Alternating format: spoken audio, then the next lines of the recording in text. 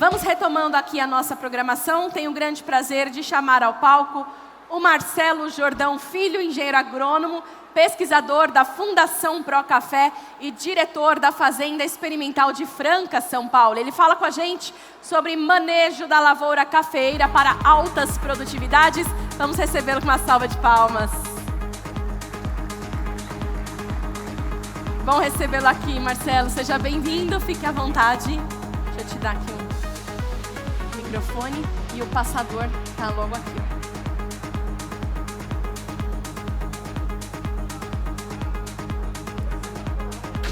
Você aponta sempre aqui para frente, tá?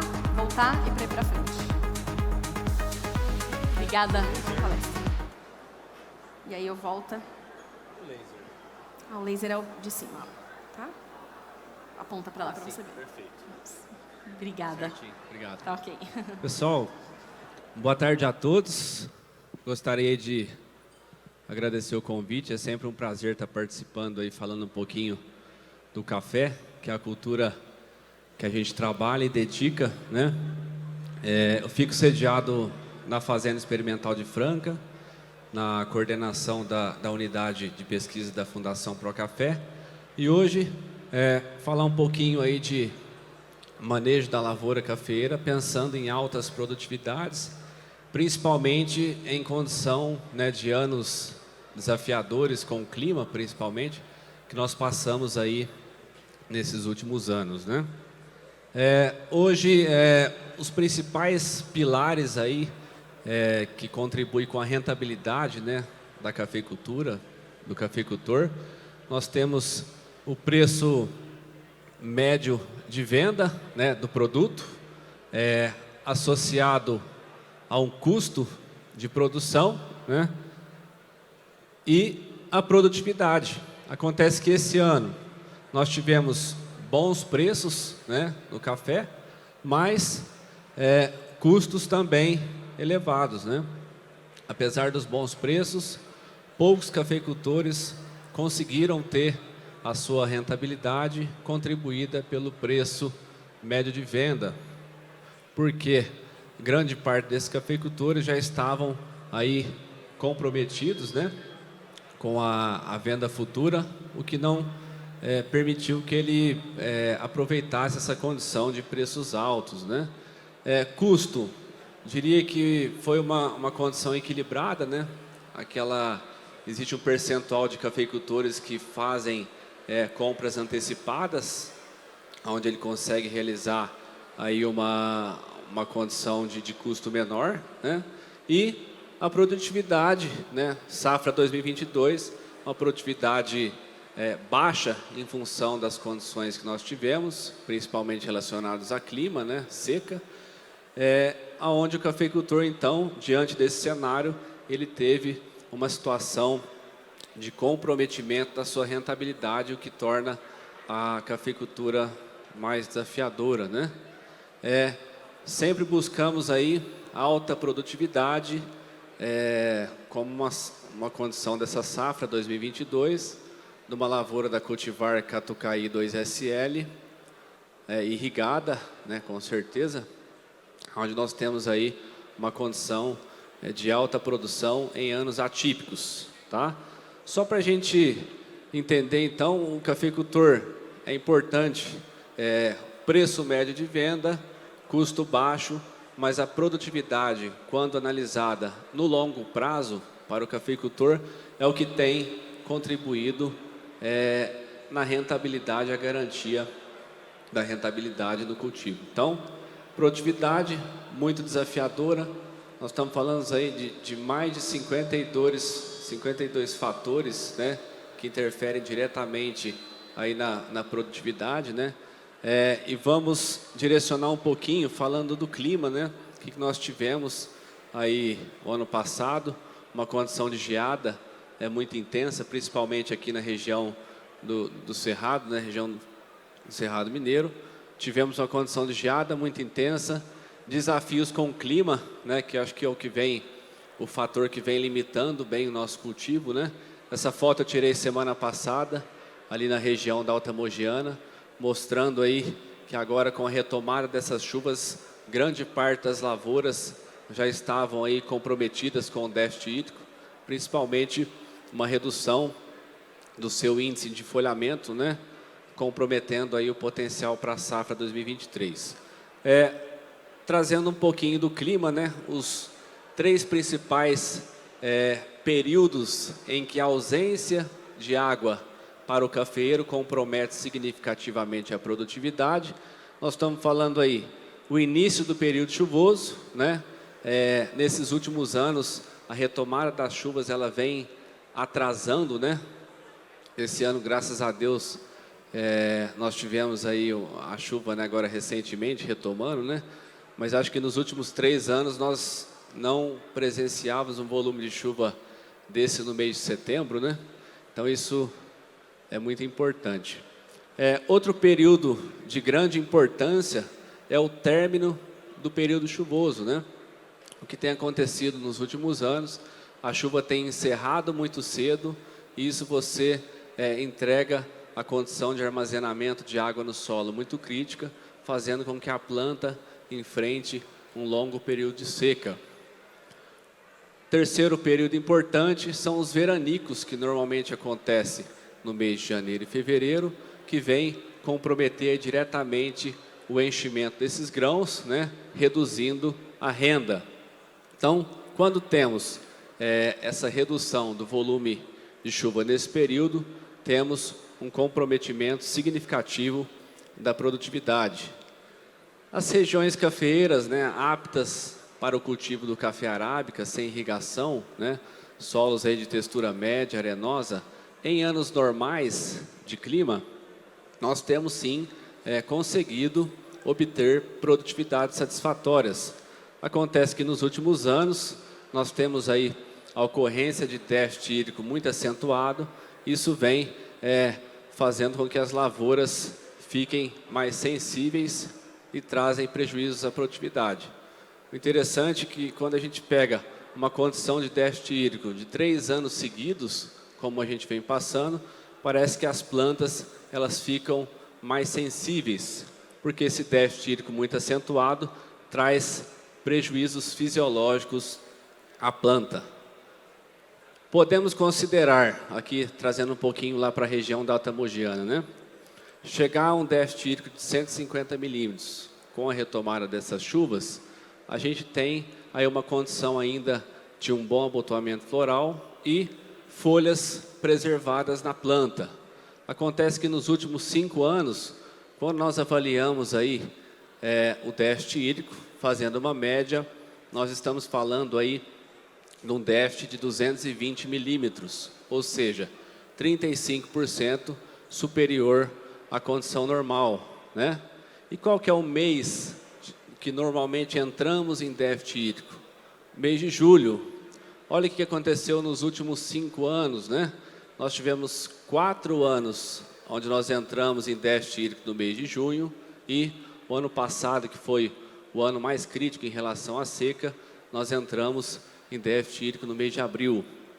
Então, uma condição histórica, atípica, e que vem trazer sérios prejuízos aí para a lavoura cafeeira. Aqui, entendendo um pouquinho o que nós tivemos em 2020, região da Alta Mogiana. Vamos acompanhar aqui a linha azul, né? Nós chegamos aí, iniciamos o déficit hídrico dia 10 de junho, né? E chegamos aí a um déficit de 325 milímetros. Uma condição de déficit muito próxima aqui à cidade de Araguari, uma região inapta para o cultivo do cafeiro arábica sem irrigação, né? 2021, o ano passado, né? Que nós estamos colhendo aí os resultados agora da safra 2022, em função do clima que nós tivemos ano passado. Entramos em déficit hídrico dia 15 de abril, ou seja, o normal era a gente entrar em déficit no mês de julho, né? Então, de maneira bem precoce, estendemos aí o 2º ano consecutivo com déficit muito acima da média, tá? Então, uma situação também muito atípica. 2022, eu atualizei essa palestra semana passada, então não sabia do volume de chuva que a gente ia ter agora, né? Então, esse cálculo de 200 milímetros potencial para Mogiana era como se não tivesse tido essas chuvas que nós tivemos aí de 4 dias para cá. Região do Cerrado, né, que nossa estação meteorológica em patrocínio, né, 2022, déficit potencial de 180 milímetros, tá, para a data de hoje, se não tivesse tido, né, essas chuvas aí agora recentemente.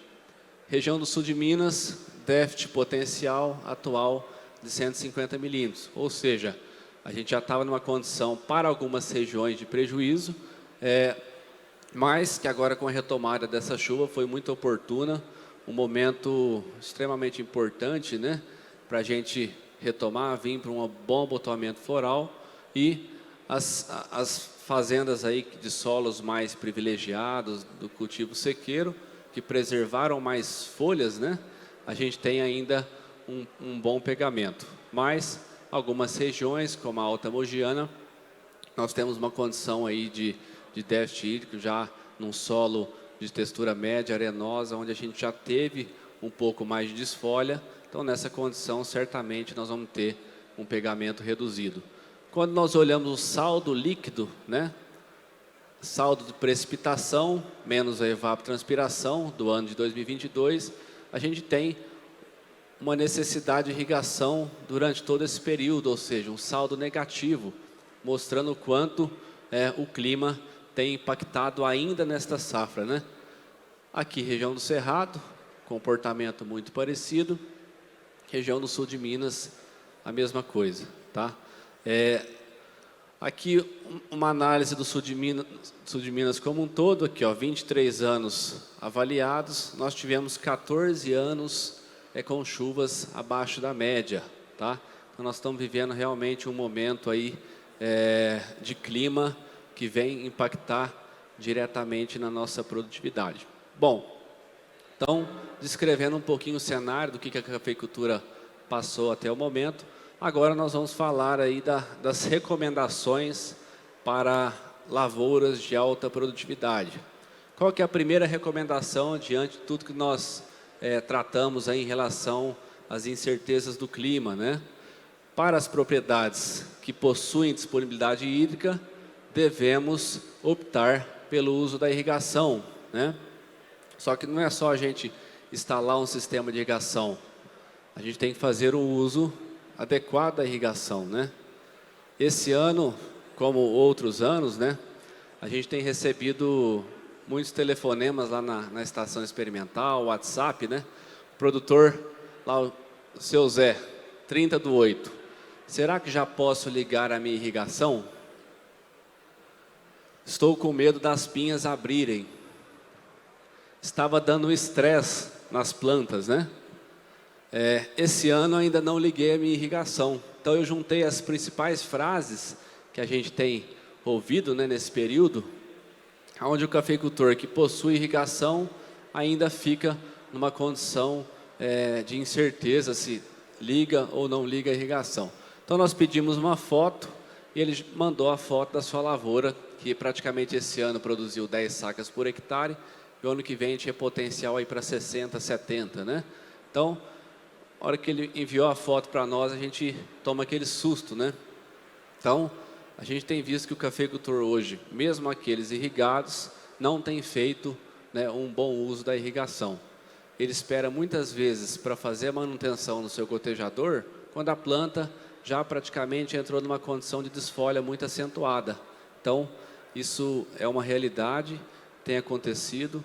Então, aqueles que optarem pela irrigação têm que buscar aí uma assessoria, uma assistência para que oriente como realizar de maneira mais adequada o uso da irrigação. Não adianta ter o equipamento e não aproveitar os benefícios que ela nos traz. Aqui um experimento, um conjunto de experimentos na Fazenda Experimental de Varginha, né, no sul de Minas, um solo de textura argilosa.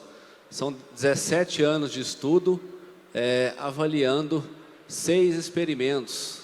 E lá nós chegamos aí no incremento médio de produtividade de 35% com o uso da irrigação.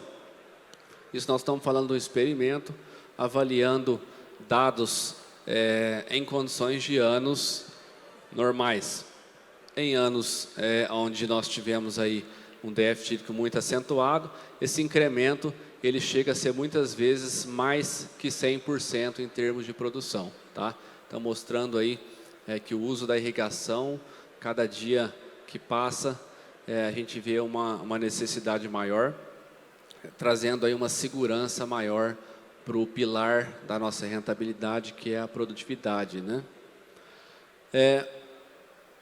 Caso não tenha possibilidade de irrigação, né, o que nós vamos tomar de decisão? Escolher a região apropriada para o cultivo, né, do café sequeiro. Escolher condições de estrutura física de solo melhor. Nós não vamos mais avançar para regiões mais arenosas sem o uso da irrigação. Vamos buscar uma melhoria, né, uma condição de física de solo melhor para a gente implantar essas lavouras sem irrigação. Devemos também, né, após a escolha da área, investir em um bom preparo de solo, né? Como? Qual o melhor preparo de solo? Depende, né? Por quê? Nós estamos falando de uma condição de nematóides, né? Essa lavoura que nós vamos arrancar é uma condição que existe a presença de nematóide. Qual o nematóide? Nós estamos falando de meloidógena exígua, que é esse da foto, né? Nematóide das galhas, ou nós estamos falando de nematóides limitantes, como incógnita paranaense? Se for nematóides limitantes, temos que, além de optar pelo um sistema de manejo, optar pelo uso de cultivares resistentes, né? Porque se ela limita o cultivo, causa morte do sistema radicular, nós temos que partir para resistência genética além do manejo. Estamos falando em condições de nematóide meloidógena exígua, aí sim nós temos, além de cultivares resistentes, nós temos técnicas de manejo. Então, a partir do momento que optou em fazer a renovação daquela área, identificou que tem nematóide meloidógena exígua, nós temos aí ferramentas para reduzir a população desse nematóide. Primeiro ponto, para auxiliar no levantamento da presença de meloidógena exígua, nós temos uma metodologia que nós desenvolvemos aí, muito simples. Nós fizemos isso aqui na região da Alta Mogiana, em 2016, onde nós avaliamos 100 pontos no talhão, né, por volta do mês de fevereiro, onde aqueles frutos remanescentes da varrição já germinaram com o calor e a umidade, e aí nós temos aquele chão forrado de orelha de onça que a gente fala, né?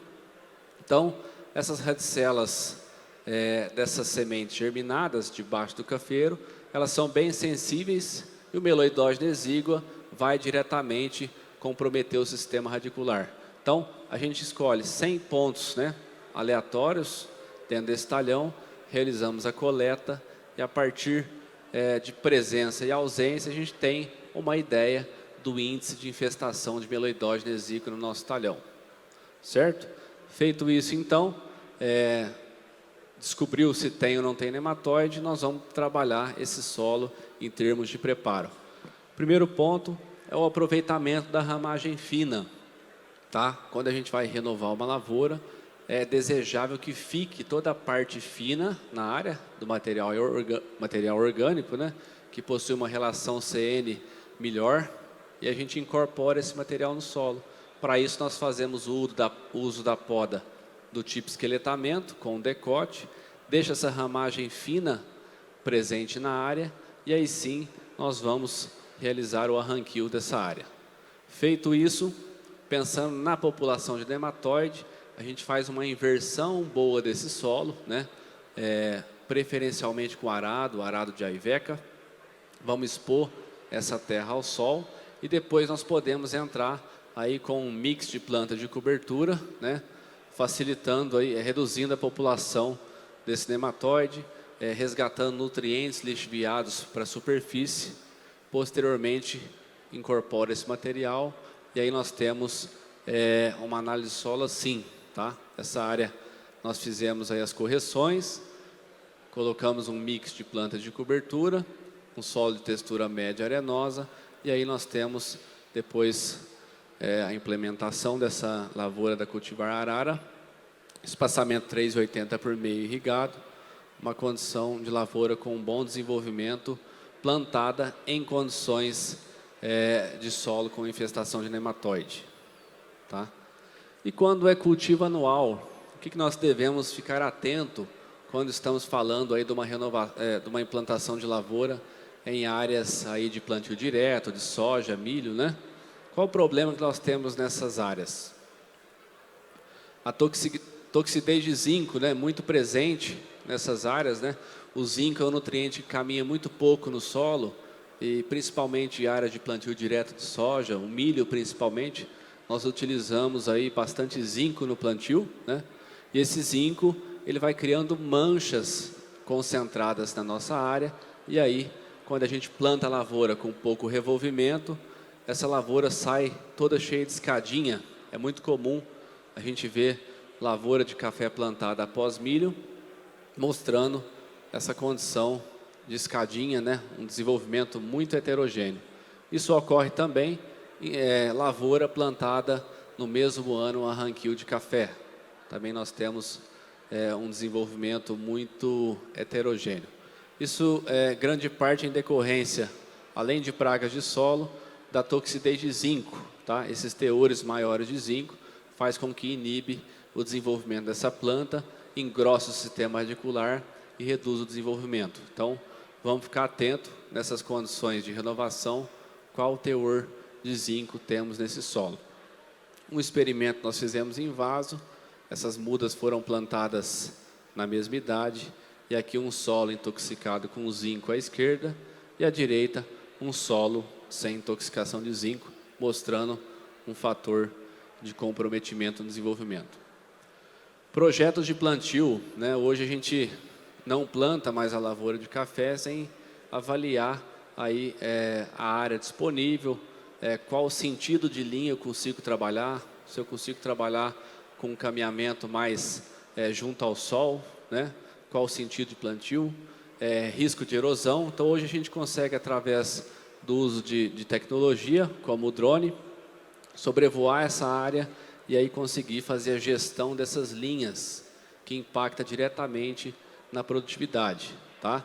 Conseguimos aí adotar sentidos de plantio que favoreça a mecanização, conseguimos estudar pontos de escoamento de água, possíveis erosões, e assim mesmo, antes de realizar o plantio, a gente ter a gestão e o planejamento dessa área. Então, são pontos importantes, né? E logo após aí, a definição do mapa, com o sentido de plantio, definição de variedade e espaçamento. Então, é muito importante esse estudo prévio antes de realizar o plantio. E aqui, depois desse estudo prévio, definido o mapa, sentido de plantio, nós colocamos aí piloto automático.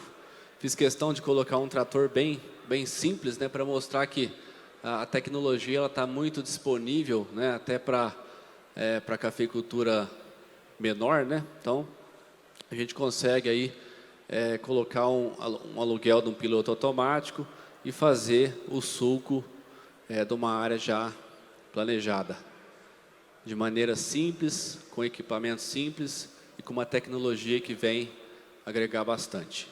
E, feito isso, nós temos aí uma área, né, com sentido de plantio em linhas retas, favorecendo bastante a mecanização, né? Aqui nós temos uma condição de linha com as ruas curva, mas de maneira bem suave, ao ponto que você, em cima de uma colhedora, por exemplo, você não consegue identificar que você está fazendo uma curva. Então, isso vem, no longo prazo, um plantio bem gerido, as linhas bem determinadas, isso vem incrementar certamente em eficiência da mecanização e também produtividade. Feito o sulco de plantio, fazemos uma boa distribuição dos corretivos, né? É sempre um serviço simples, mas que a gente tem aí uma atenção, a gente reduz muito o risco, né, de evitar aí que entupiu, por exemplo, a aplicação de fósforo, e depois a lavoura ficou aquela escadinha, né? Então, é um momento muito oportuno aí de realizar as boas correções, uma boa distribuição desse corretivo junto ao suco. Posteriormente, fazemos aí o revolvimento desse suco, né, misturando os corretivos, com a finalidade de evitar esse problema que foi identificado em algumas lavouras, onde os pés começaram a amarelar e ninguém descobriu o que era, tá? Era nematóide, tratou com nematóide, fez tudo quanto é coisa que vocês imaginarem. Foi descobrir, era um mau revolvimento do suco de plantio, né? Trazendo aí uma complicação muito grande no desenvolvimento dessa lavoura. Para evitar esse problema, a gente costuma trabalhar com esse batedor de covas, um equipamento que tem desde esse mais simples, né, num custo mais acessível, a equipamentos mais elaborados, com caixa de adubo, né, e outras opções aí. O equipamento bem interessante, ele vem fazer aquele V do suco, né, transformar num U. Ele faz uma caixa de 50 por 50 por 50, favorece muito o aprofundamento e a uniformidade desses corretivos no suco de plantio e vem favorecer bastante o desenvolvimento inicial e a uniformidade dessa fase de pós-plantio. Então, um equipamento muito interessante que nós temos utilizado, conforme no vídeo, bem interessante, né? Faz um preparo desse solo, né, para receber essas mudas. A gente aguarda aí alguma chuva para fazer uma compactação, porque ele pulveriza bem o solo. Do ponto de vista de estrutura, ele quebra a estrutura do solo, isso não é interessante, mas depois ela retoma essa estrutura. Mas essa uniformidade dos corretivos aplicados no suco é o que vem trazer uma vantagem interessante do ponto de vista de distribuição desse sistema radicular nessa fase de pós-plantio, tá?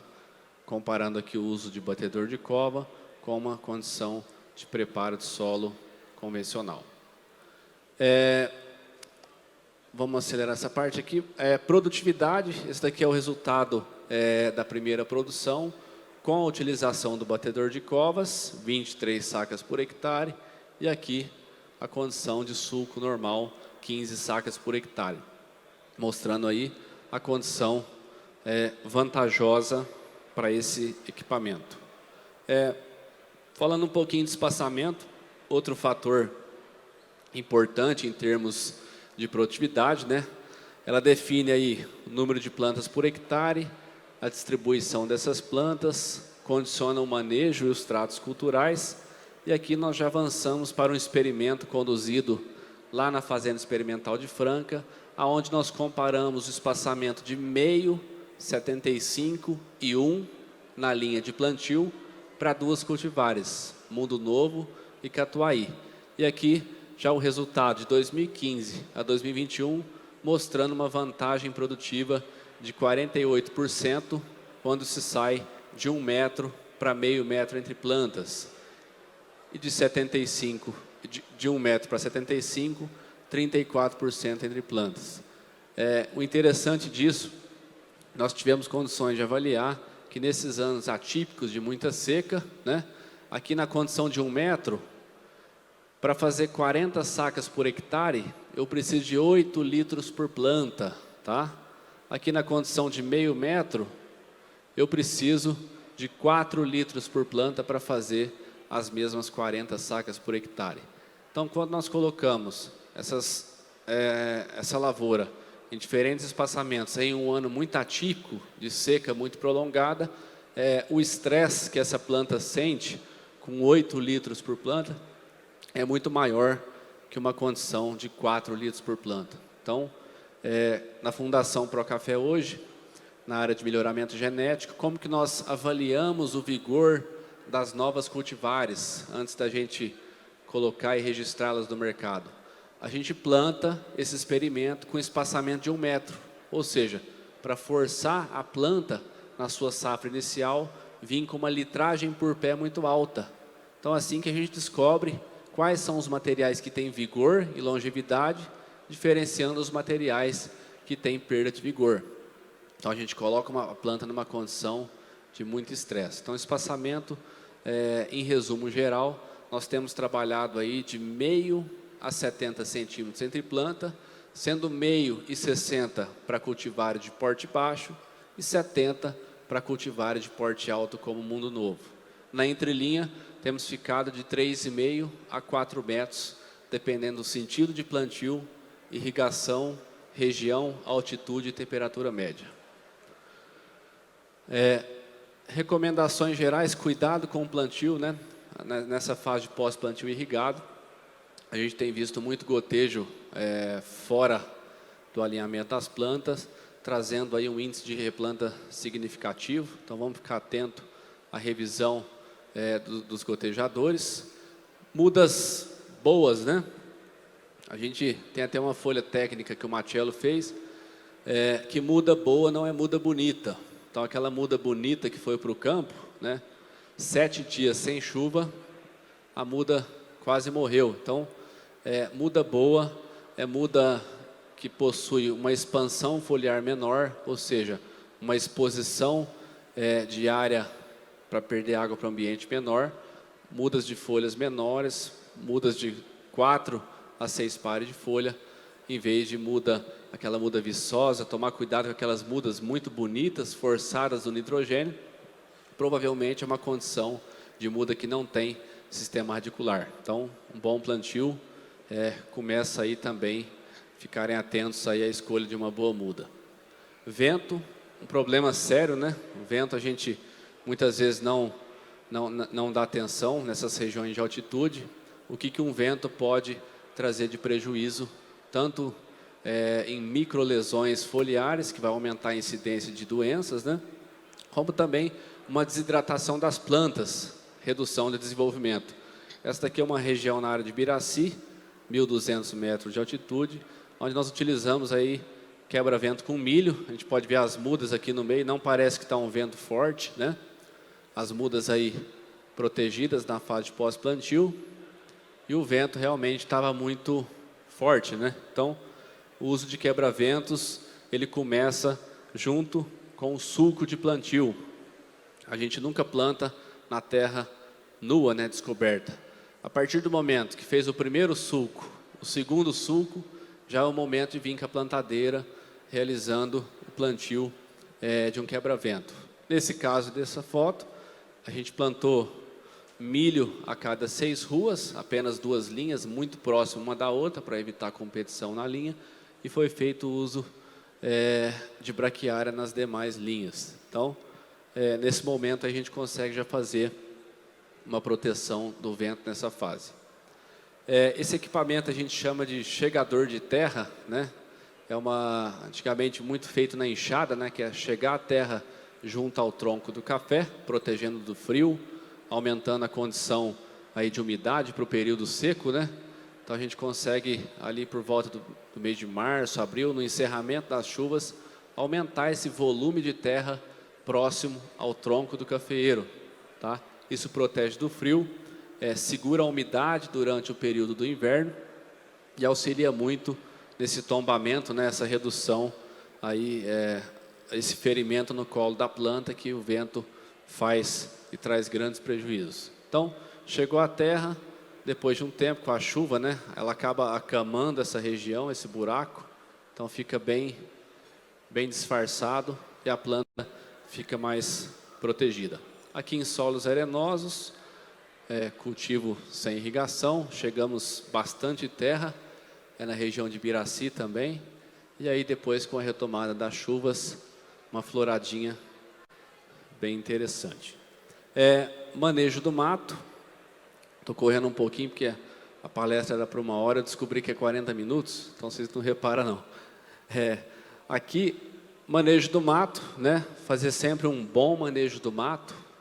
O mato, ele é um aliado, mas ele mal manejado, ele é muito pior. Então a gente tem que tomar cuidado para quem a gente recomenda o uso, né, de braquiária, planta de cobertura. Aqui dá para ver nitidamente, né? Nós medimos a distância dessa corda de viola, da raiz dela para a muda, estava 1,20 m, tá? E no período seco, onde tinha essas manchas de corda de viola, as mudas estavam bem murchas. A hora que saía da mancha, as mudas voltavam na normalidade, né? Aqui é a mesma coisa, ó. A corda de viola aqui, as mudas murchas, né? Então, por efeito de caminhamento da água no solo, efeito de capilaridade, essa corda de viola ou o mato alto durante o período seco na entrelinha, mesmo distante da linha, ele vem aí comprometer significativamente o desenvolvimento. Então, o mato alto durante o período seco, ele absorve muita água da entrelinha e manda para o ambiente. Então, manter sempre o mato afastado, né, da linha do café. E no período seco, praticamente, a gente mantém muito baixo ou mesmo dessecado todo esse mato. Aqui é um experimento que o Lucas fez, que está aqui presente. Aqui o potencial de absorção da braquiária, né, em termos de volume de água, um potencial aí de absorção de 25 milímetros por dia, uma braquiária alta na entrelinha do café. Então, o manejo de mato é extremamente importante, ele pode sim nos auxiliar durante o período chuvoso, a gente faz aquele manejo roçando o mato, jogando para a linha do cafeeiro, mas no período seco, o ideal é que a gente reduza todo esse volume de mato verde, evitando assim a mato competição. Cultivares tolerantes, né, mais tolerantes à seca, são ferramentas também, a genética, para a gente poder obter melhores resultados. Esse é um experimento feito na região da Alta Mogiana, já com 5 safras, onde nós temos um conjunto de variedades irrigadas e as mesmas variedades sem irrigação. Então a gente vê uma diferente resposta, aqui ó, incremento com o uso de irrigação. Então um mundo novo, irrigado, ele produziu 33 sacas por hectare a mais na média de 5 colheitas, ou seja, 125% aí de incremento de produtividade. Enquanto um acauã novo, que tem uma tolerância maior à seca, teve um incremento somente de 20%. Então, mostrando que materiais genéticos respondem de maneira diferente ao uso da irrigação. Sistema de poda safra zero, né? Ele vem trazer aí um equilíbrio entre o sistema radicular e a parte aérea, trazendo também uma tolerância à seca. Dá uma olhada nesses gráficos, né? Uma fazenda do ano 2000 a 2010 não utilizava os sistemas de poda safra zero. Então, a bienalidade da propriedade era muito acentuada e bem sujeita às condições de clima. A partir de 2010 a 2020, ele adotou o sistema de podas safra zero alternado em sua propriedade. O que seria um manejo ideal hoje de poda safra zero? A gente tem, por exemplo, uma fazenda de 100 hectares, 50 hectares indo para a safra alta em 2023 e 50 hectares vegetando para 2023. Então você tem uma constância, né? Uma uniformidade, uma redução da bienalidade em termos de produção na sua propriedade. Mesmo em condições de seca, você consegue ter uma estabilidade dessa produção. O que nós observamos esse ano? 2022, seca muito intensa, nós viemos do passado. Essa safra 2022, nós só tivemos café, lavouras irrigadas e vindo de poda. Tá? As lavouras que veio de esqueletamento tiveram uma quebra significativa, mas muito menor do que uma lavoura que não estava no modelo de poda safra zero. Vocês vão entender por quê. Tá? Um ponto também que chamou atenção, né, uma vantagem aí do sistema de poda safra zero, é a gente evitar ter que passar a máquina que nós passamos esse ano, né, em 10 sacas por hectare. Então nós ficamos aguardando lá o fruto secar no pé para poder passar essa colhedora, e mesmo assim, após a passada da máquina, essa lavoura ali na Mogiana tinha 10 sacas por hectare, passou a máquina, com 20 dias aí a gente identifica todas essas lesões, né, nos ramos, né? Então o safra zero, ele permite a gente não realizar colheita nesse ano de baixa, tá? Ao invés de ter lá esse ano de baixa, 10 sacas por hectare, nós zeramos a safra através da poda, melhoramos o vigor vegetativo. Por quê? Eu tenho um corte, uma renovação da ramagem lateral, eu tenho ramos novos, né, ramos de calibre maior, eu tenho uma eficiência melhor no uso da água nessa condição de pós-esqueletamento, eu tenho um equilíbrio maior entre a parte aérea e o sistema radicular e tenho uma redução de custo de colheita, tá? Então, o Safra Zero, ele vem como uma ferramenta extremamente importante para se ter lavouras produtivas em condições sequeiro e também irrigadas. Então, nós não estamos falando mais em ter lavouras desse tipo, né? Lavouras que para você adubar e esse adubo chegar no grão, tem que nutrir primeiro uma árvore para depois chegar nesse grão. Então, qual a eficiência nós temos na translocação, né, de nutrientes e água para os cafés que estão lá no ponteiro? Translocação de fungicidas, inseticidas de solo, de produtos, né? Então, nós estamos buscando lavouras mais compactas.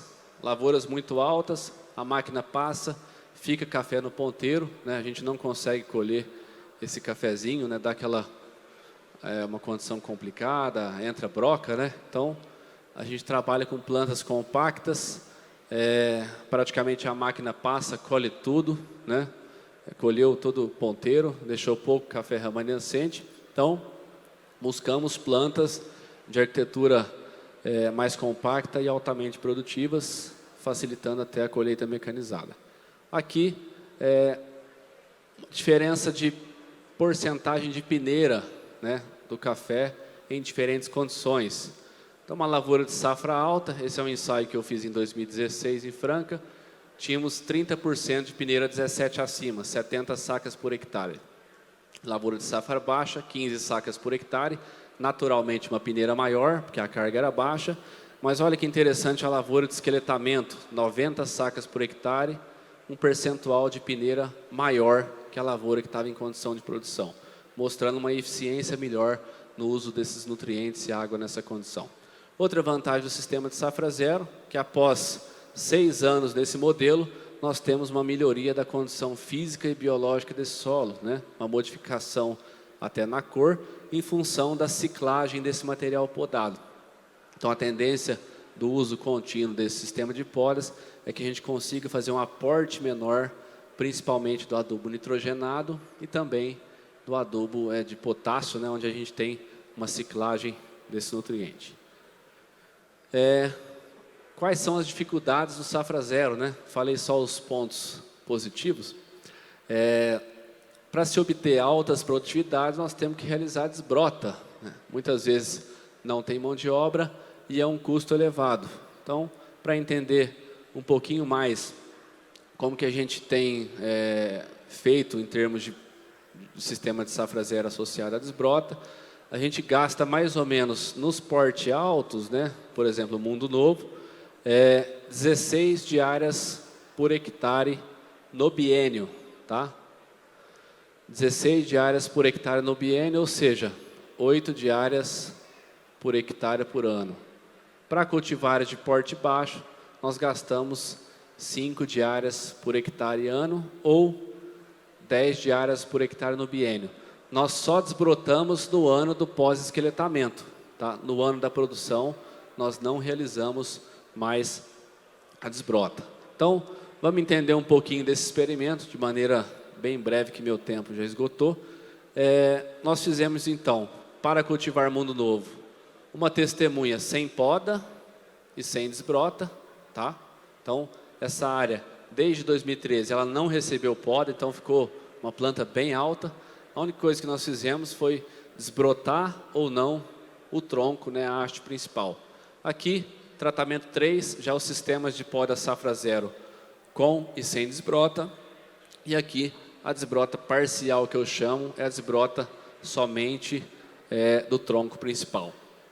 Então, aqui o esqueletamento, para quem não conhece, essa poda lateral associado à poda do decote, né? Corta em cima.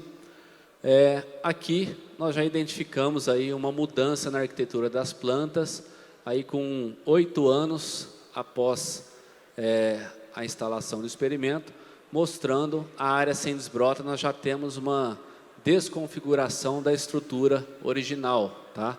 nós temos aí uma perda, né, dos ramos laterais. Deixa eu voltar aqui um pouquinho. Uma perda dos ramos laterais comparado à área que recebeu a desbrota. Aqui, em termos de produtividade, a área safra zero com desbrota, 52 sacas por hectare, a área sem desbrota, 42 sacas por hectare, mostrando um impacto aí de 10 sacas por hectare ano, aonde não se realiza desbrota. Aqui é número de ramos produtivos por planta. Olha onde eu realizo a desbrota. Eu preservo por mais tempo a estrutura original, ou seja, os ramos produtivos, a saia da planta, a gente tem uma longevidade maior, tá? Então essa é a área que recebe a desbrota e aqui a área que não recebe a desbrota. Então um mundo novo, que a vida inteira foi desbrotado, 8 anos sem desbrotar, a gente praticamente tem uma lavoura que precisa aí de uma recepa ou mesmo uma renovação. Então, a ausência da desbrota no sistema de poda safra zero, em 8 anos, reduziu em 20% a produtividade, ou seja, 10 sacas por hectare ano, né? Uma redução bem significativa. Se for trazer isso para valor, né? Justifica totalmente a gente conseguir a mão de obra para realizar essa desbrota.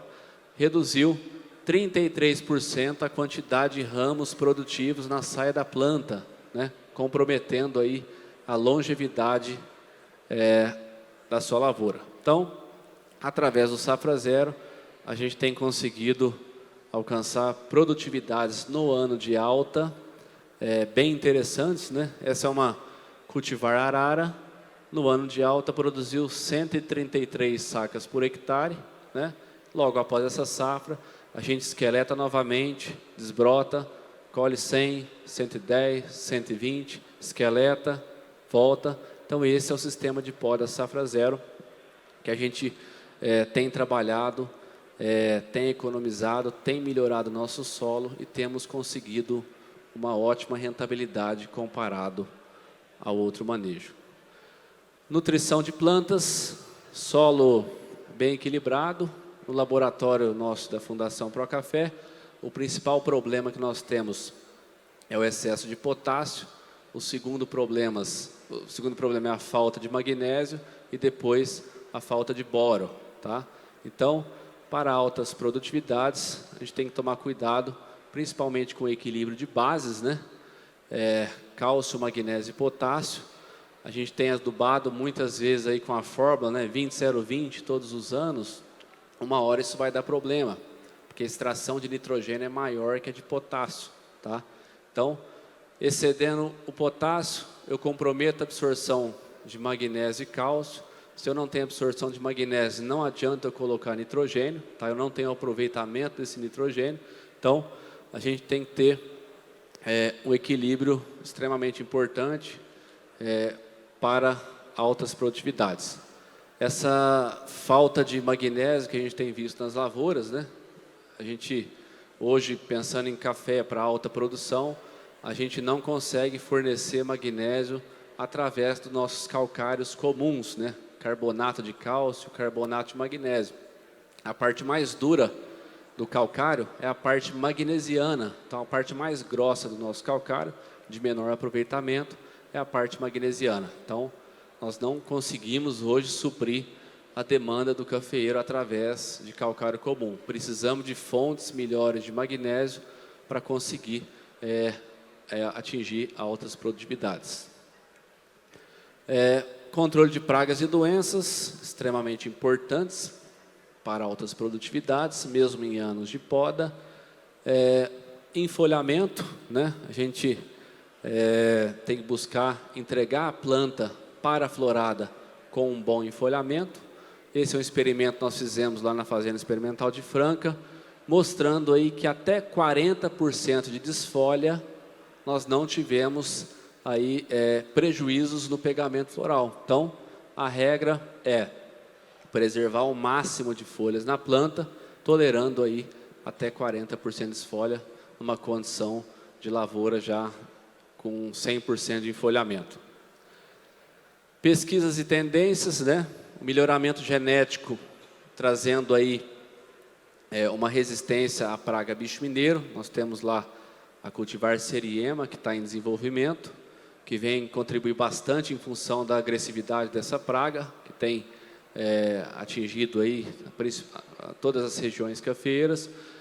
Precisamos focar em resistência genética para nematóide, principalmente incógnita e paranaense. Temos poucas cultivares, é preocupante, tem aumentado muito esses nematóides. Os defensivos químicos, né? Existe uma tendência aí da gente, das empresas, ter um olhar mais consciente para o que está sendo prejudicado em termos de inimigo natural. Temos visto grande importância de inimigos naturais no controle de bicho mineiro.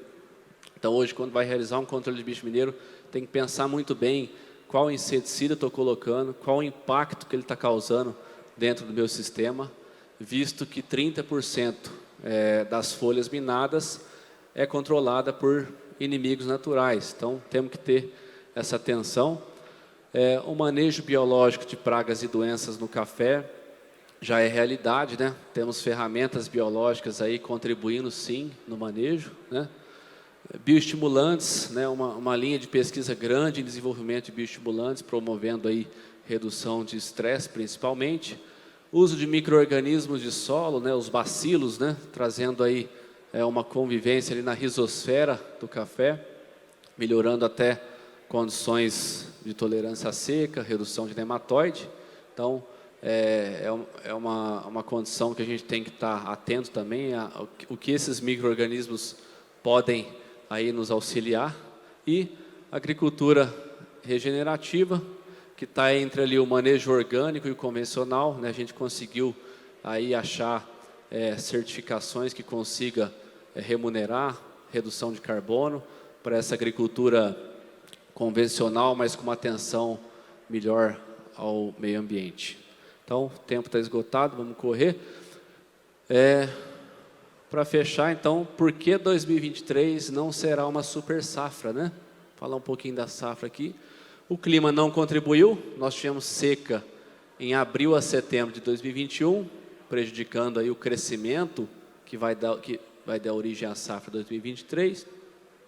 O clima não está contribuindo, né? Até semana passada, agora, graças a Deus, tivemos chuva, mas estávamos com déficit hídrico potencial se essa chuva não viesse de 240 milímetros, ou seja, impactando diretamente na safra 2023, e as lavouras recepadas em função de geada não vão dar café em 2023, né? A safra delas é em 2024, e também muitos cafeicultores aí não conduziram muito bem essas recepas, deixaram para desbrotar tarde, muitas recepas aí estão com 8, 10 brotos, né? Então, não podemos contar com elas na safra 2023. Muitas lavouras de meia carga não repetem a safra em 2023. Então, muita lavoura de 20 sacas por hectare, 30 sacas por hectare que nós passamos a máquina esse ano, parece que pegou fogo. Aquela quantidade grande de ramos aí, né? Uma desfolha bem acentuada, então não podemos contar com uma safra semelhante dessas lavouras. Então, nós, cafeicultores, devemos aí fazer o que está ao nosso alcance, né, em termos de controle de pragas, doenças, gestão, buscar um preço médio de venda melhor e, se tiver que perder potencial produtivo, né, que seja aí pela condição do clima, que não está aí nas nossas mãos.